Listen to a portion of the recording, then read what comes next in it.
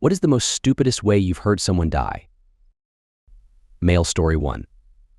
A while back, I heard about this guy who had a thing for Komodo dragons. You know, those massive, prehistoric-looking lizards that should only be admired from afar, preferably with a thick pane of glass between you and them. But not this guy. He decided it was a brilliant idea to keep them as pets in his apartment. Yeah, you can see where this is going. He worked a regular job, nothing too fancy. One day, he just didn't show up. No calls, no messages, nothing. After a couple of days, his coworkers started getting worried. They knew about his reptilian roommates, which added a layer of dread to their concern. So, they decided to check on him. They arrived at his apartment, knocked, called out his name, but there was no answer. The door wasn't locked, so they let themselves in. What they found was the stuff of nightmares. His place was a mess, a jungle of overturned furniture and scattered papers. But the real horror lay in the living room. There he was, or at least what was left of him. Skeletal from the waist up, with his jeans still on, like some twisted Halloween decoration. The Komodo dragons had apparently gone to town on him. They devoured his flesh but couldn't figure out how to get past his jeans. The sight was grisly, beyond anything you'd expect to see outside of a horror movie. It turns out he had been dead for a couple of days. No one knew if the dragons killed him outright or if he died some other way, and they just saw an opportunity. Either way, it was clear that keeping these creatures as pets was a catastrophic mistake. I can't even imagine what it must have been like for those coworkers to walk into that scene. The smell alone would have been overwhelming, but the visual. That's something you don't just forget. They called the authorities, who then had to deal with the dragons. Getting those beasts out of there was a whole ordeal in itself. They're not exactly cooperative, especially when they've gotten a taste for human flesh. Male story 2. There was this guy, Andy, who had an intense hatred for flies. I mean, everyone dislikes flies, but Andy had a vendetta. The buzz, the way they landed on everything drove him nuts. Instead of just buying some flypaper from the store, Andy decided he could do better. He set out to create the ultimate flypaper, something stronger, more effective. He wanted his home to be a no-fly zone, literally. Tim tinkered with his concoction for weeks, mixing and matching adhesives, testing them out. His kitchen looked like a mad scientist's lab, sticky strips hanging everywhere, each with varying degrees of success. Finally, he hit the jackpot. This stuff was super sticky. You could probably catch a small bird with it if you tried. Proud of his invention, he covered a large section of his wall with it, ready to say goodbye to flies for good. One evening, Andy was working late, caught up in his usual routine. His living room, dimly lit, was cluttered with papers, tools, and random bits of his projects. He moved around in the semi-darkness, navigating the chaos. And then it happened. His foot caught on a power cord. He stumbled, arms flailing, and went face first into the flypaper-covered wall. Instantly, he was stuck. The adhesive worked too well. He tried pulling himself free, but the more he struggled, the more stuck he became. His movements only pressed him harder against the wall, his skin sticking painfully to the paper. Panic set in as he realized he couldn't free himself. Alone, without anyone knowing he was in trouble, he was trapped. Hours passed, then days. Andy's desperation grew. He screamed, hoping anyone would hear him. But his house, situated on the outskirts of town, was isolated. He didn't have close neighbors. His phone, just out of reach, mocked him from the table. Dehydration set in quickly. The heat of the summer days, combined with his body's struggle, drained him fast. I heard about Andy's fate from a mutual friend. The story sent chills down my spine. The cops found him days later when he didn't show up for work. They had to peel him off the wall, the flypaper still clinging to his skin. It was the kind of death that seemed unreal, like something out of a twisted movie. Male story 3. I remember hearing about this one guy, Dave, who met his end in a way that makes you question how much common sense people actually have. Dave was the kind of guy who always had a beer in hand and lived for the weekends. One night, after hitting up a few bars with his buddies, he was driving home along a winding back road. Nature called, and Dave, being the spontaneous guy he was, decided to pull over for a quick pee. It was one of those pitch-black nights, no streetlights, just the dim glow of his car's headlights slicing through the darkness. Dave pulled his car over to the shoulder and stumbled out. still laughing at some joke his buddy had cracked earlier. He walked a bit, searching for a spot away from the road, and saw what he thought was a perfect place just beyond a guardrail. Without a second thought, he hopped over the railing, his mind solely focused on relieving himself. The moment his feet left the ground, he realized he'd made a terrible mistake. Instead of landing on solid ground, he was plummeting through the air. That perfect spot was actually the edge of a bridge, and Dave had just leaped into empty space. The fall wasn't short. He tumbled down into the ravine below, hitting rocks and brush on his way down. The sheer impact of the fall was enough to do him in, but it was the long, terrifying seconds of realizing what had happened that must have been the worst. His friends, still in the car, didn't hear his cries over the music and laughter. It wasn't until they called out for him, wondering what was taking so long, that they began to worry. Panic set in when they found his car door wide open and no sign of Dave. They called out his name, their voices echoing into the night. Finally, one of them peered over the railing and saw the awful truth. Dave's body lay crumpled far below, motionless. The shock hit them hard. It was like a scene out of a nightmare. One moment they were joking around, the next they were staring down at their friend's lifeless body. They called emergency services, but deep down they knew it was too late. Male story 4. I remember about this one neighbor who met an untimely end in the dumbest way imaginable. It was around Christmas time, and everyone in the neighborhood was busy putting up decorations. The houses glowed with twinkling lights and festive displays. But this one guy decided to take things to a whole new level of reckless.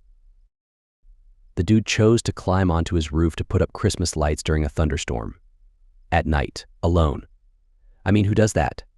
It was one of those decisions that made you question if he had a death wish or if he was just plain stupid. The storm that night was a nasty one. Thunder roared, lightning split the sky, and rain poured down in torrents. Most of us were inside, cozy and dry, sipping hot cocoa or wine and enjoying the warmth. But not this guy. He was up there, on his roof, trying to outdo everyone with his light display. I remember looking out my window, seeing him silhouetted against the flashes of lightning, moving around like a crazed acrobat. It was like watching a disaster waiting to happen. I thought about shouting at him, but the wind and rain swallowed up any chance of that. Hours passed, the storm raged on, and eventually I went to bed. The next morning, I woke up to a different kind of storm. Sirens, flashing lights, and the buzz of neighbors gossiping in hushed tones. Turns out, someone found him sprawled out on his driveway, stone cold dead. He had fallen 3 stories. Maybe he slipped on the wet tiles, maybe a gust of wind knocked him off balance, or maybe, God forbid, he got struck by lightning. No one knew for sure. What we did know was that it was a senseless, preventable death.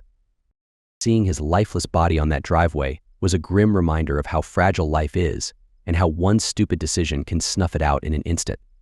The festive spirit in our neighborhood took a nosedive. His house, half lit with the lights he managed to put up, stood as a dark reminder of the tragedy. I heard whispers about him being a bit of a show-off, always trying to outdo the neighbors. But whatever his reasons, they didn't matter in the end. What mattered was the grief-stricken family he left behind, the shock that rippled through our community, and the uneasy feeling that lingered long after. Male story 5. Everyone remembers the story of the girl from a few towns over. She was around 16 or 17, full of the kind of reckless energy that comes with being a teenager. One evening, she and her friends were hanging out near the train tracks, a popular spot for kids looking for some thrill. They were laughing, daring each other to do increasingly stupid things. You know how teenagers are, always pushing boundaries, seeking that adrenaline rush. Someone dared her to moon the next train that passed by. Fueled by the peer pressure and the urge to prove herself, she stepped up to the tracks, dropped her pants, and bared her rear to the approaching train. What she didn't account for was just how close she was to the tracks. The train thundered down the rails, a massive, unstoppable force. In an instant, it was upon her. The impact was brutal, sending her flying. The train spanked her into the afterlife, breaking her spine and likely killing her instantly or soon after. The aftermath was as tragic as it was horrifying. Her friends, who had been egging her on, were left in shock, the laughter dying on their lips, replaced by screams and tears. Emergency services arrived quickly, but there was nothing they could do. The girl was gone, a young life snuffed out in a moment of sheer stupidity. The news hit the town like a sledgehammer. People were stunned, not just by the senselessness of it all, but by the sheer absurdity. Her parents were left to grapple with the unimaginable grief of losing a child, compounded by the embarrassment of how it happened. How do you explain to people that your daughter died mooning a train? The combination of sorrow and shame must have been unbearable. It's a story that became a cautionary tale among parents and teenagers alike.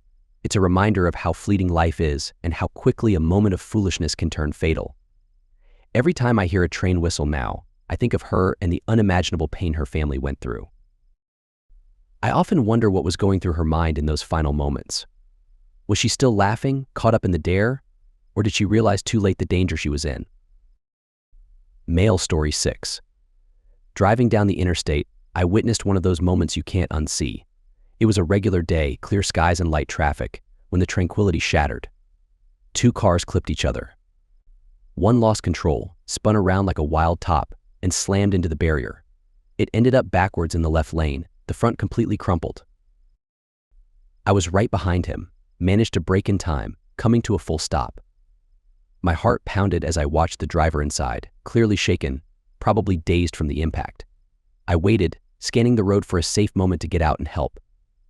But before I could make a move, the driver did something that froze me to my core. In his confused state, he opened his door and stepped out, directly into the path of an oncoming car. It was a split second of sheer horror. The oncoming car, going full speed, didn't have time to swerve or brake. The collision was brutal. I watched, helpless, as the driver was hit head-on, his body lifted off the ground like a rag doll. Time seemed to stretch as he sailed through the air. He must have been airborne for what felt like an eternity, a gruesome display of physics and fragility. When he finally hit the pavement, it was clear he didn't survive. The scene was macabre, his lifeless form sprawled on the asphalt. I sat there, hands gripping the steering wheel, mind reeling. I knew accidents were common, but witnessing such a senseless death was different. It left a mark, a stark reminder of how quickly things could turn deadly. It took a while for emergency services to arrive. Meanwhile, I replayed the scene in my head, wondering if there was anything I could have done differently. But the truth is, it all happened so fast. One moment he was in his car, the next he was gone. The aftermath was a blur of flashing lights and hurried movements. Police and paramedics took over, but their faces told the story. There was no saving him. I gave my statement, describing the sequence of events, still shaken by the reality of what I'd seen. Driving home that day, the interstate felt different. Every car, every driver seemed a potential disaster waiting to happen. It's a heavy lesson in the fragility of life and the split-second decisions that can end it. Male story 7. This dad, full of bravado and a twisted sense of humor, decided to pull a prank on his daughter while they were visiting the Grand Canyon. You know the type, always the jokester, never taking anything too seriously. But this prank was on a whole different level of stupid. The scene was almost picturesque. They stood at one of the canyon's many lookout points, the vast chasm stretching out below them. People milled around, snapping photos, soaking in the grandeur. But this dad had a different kind of memory in mind. He pretended to lose his balance at the edge, probably expecting his daughter to gasp in horror and then laugh when he caught himself. Only that's not how it went down. In a split second, the prank turned real. He lost his footing for real, arms flailing as he tried to grab onto something, anything.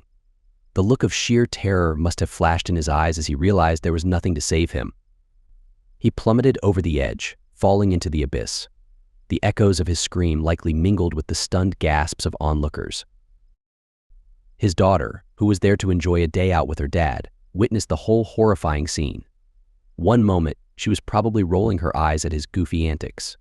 The next, her world shattered. Just like that, she was alone. Her dad, her only parent, gone in a heartbeat due to a reckless, unnecessary prank. Reading about it, I couldn't help but feel a mix of anger and sorrow. This was supposed to be a fun day, a bonding experience, and it turned into a nightmare because of a senseless joke. The sheer stupidity of it all was maddening. I mean, who in their right mind thinks pretending to fall off the Grand Canyon is a good idea? Now, This girl had to live with the trauma of witnessing her father's death and the added weight of being an orphan.